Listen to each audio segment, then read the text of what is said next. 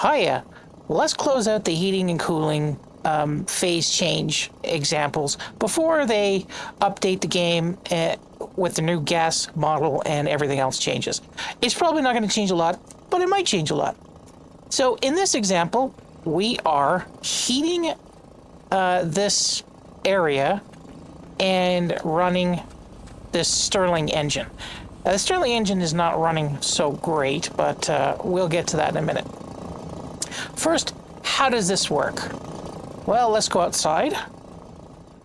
So we're out here on Europa, and I have two active vents sucking in gas from outside. Unfortunately, for some reason, I don't have my jetpack fuel. And that's being sucked in onto this trunk line. And that trunk line comes in here to these condenser valves. And the condenser valve shunts them over to these liquid lines, and then the liquid lines just shoves them outside into these broken pipes because it's hard to vent from the liquid pipes, and a broken pipe just works out better. So this configuration is then copied along these several stages. So this would be a 3-stage heat pump.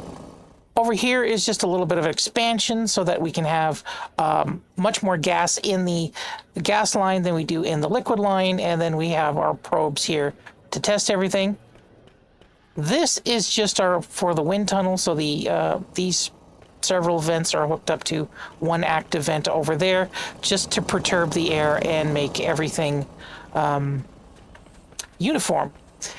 We also have these expansion tanks with the magic connector. Connectors are totally magic. And I have a bunch of monitors here to make sure to see what the temperature that everything is. That chip out here almost completely just controls those active vents. That's the dumb code for it. Okay, I'm using small direct heat exchangers instead of the counterflow heat exchanger, just because I like the look of it more. You can do either one. The first trunk is, of course, the oxygen that's outside. So when we first came in, it wasn't condensing because the system had reached an equilibrium. Now it's condensing again.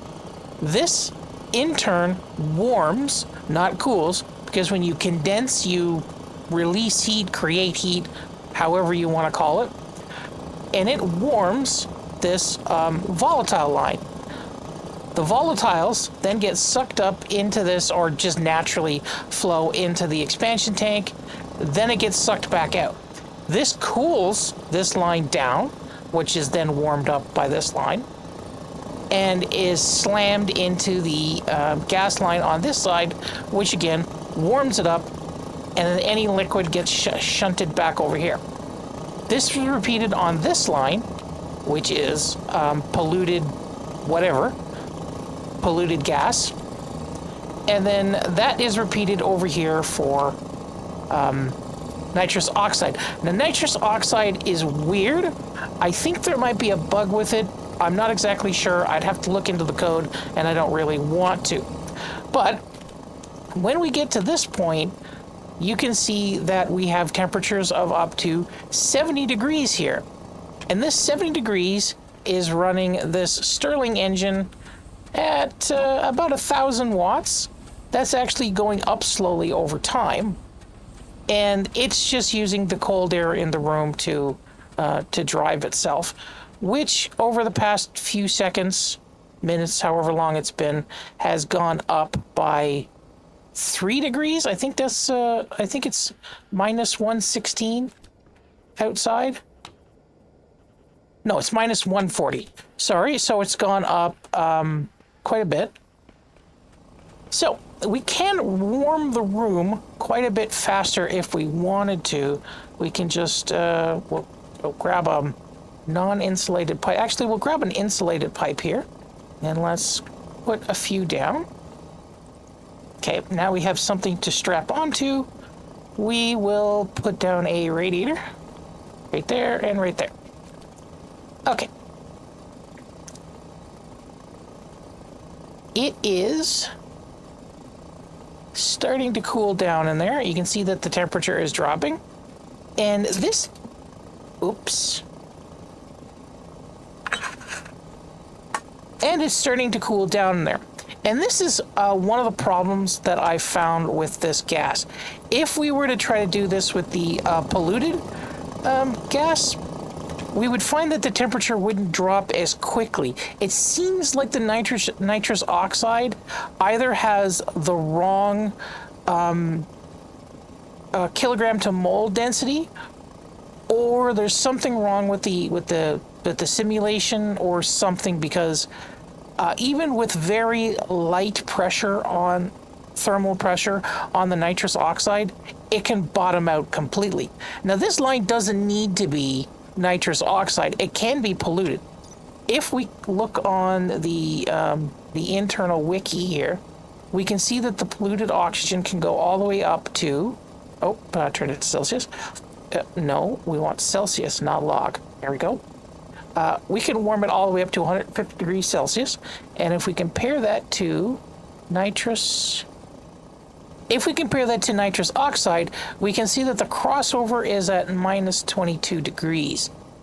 Now, the reason that I put a nitrous stage on here is because even if we were going to use polluted gas, having a second stage would make it easier to get the gas at the temperature you want, because it's more difficult to, if you think of the 2 points as 2 hills in a thermal valley, it's easier to jump from one hill to the other if they're closer together, and if the valley isn't as far. So to explain that metaphor a little bit more, say we have one temperature on one side that is minus 20, and the other temperature on the other side is plus 20.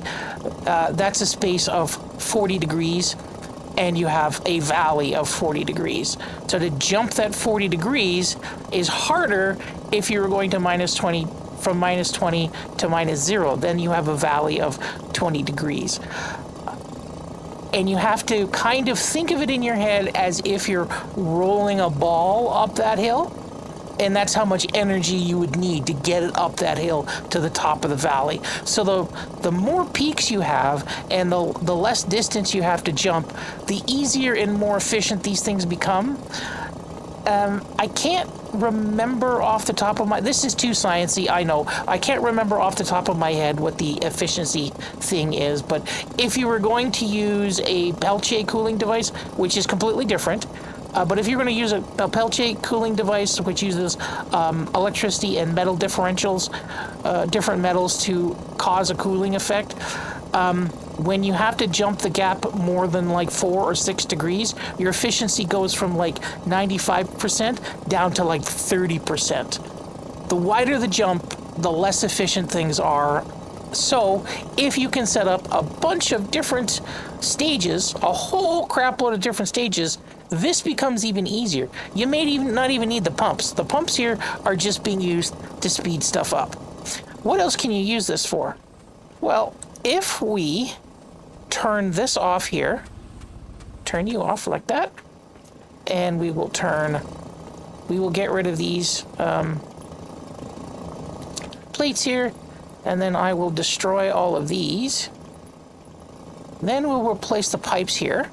And again, I'm using the pollutant just because the pollutant is far more stable than the nitrous. And now we add on some radiators. And now that we have the radiators on, we can see that the temperature is raising quite quickly. We're already at negative 99 degrees Celsius in just a span of a couple seconds, continuing to raise, and that will raise up to whatever the temperature is in the polluted oxygen loop here. Is this super efficient to heating up a base on Europa?